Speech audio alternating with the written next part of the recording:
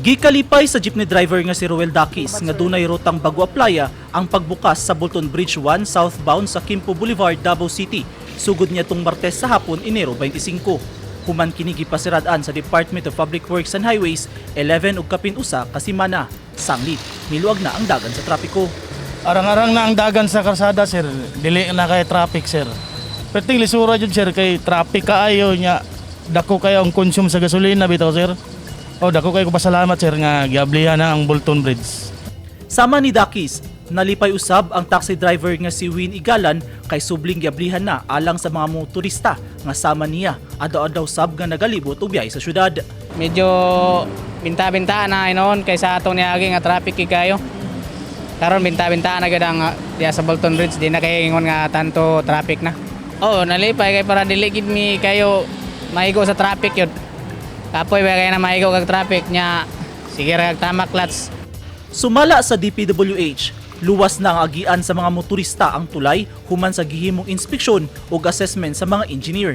Apan, alang ngadto sa mga light vehicles kung 6 tons pa ubos ang gibugaton sa sakyanan, lang una ang ilang gitugutan nga makaagi sa tulay. Sugod alauna kagahapon sa hapon, ato ang giabrihan balik sa publiko ang Bolton Bridge 1, human gideklara kini na safe sa ato ang mga engineers.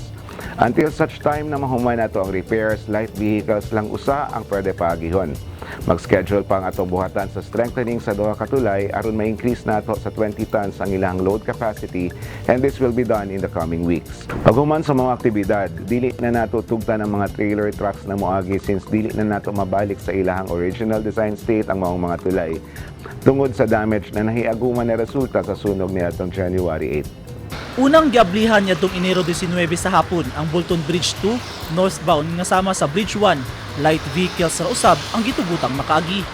Kahinumduman nga temporaryong gipasiradaan sa DPWH ang Bolton Bridge 1 ug 2 human nasunog ang kabalayan ilawom niini ug gikinahanglan nga evaluate pa ang kalig-on sa tulay ug ang iyang poste tungod sa kainit sa kalayo niadtong Enero 15. Karon nga wala na ang informal settlers sa ilawom sa tulay. Wala pa'y gipagawas ang DPWH nga kamanduan kung unsaon nila paglikay nga wala na'y magtukod og balay sa nisgutang luna.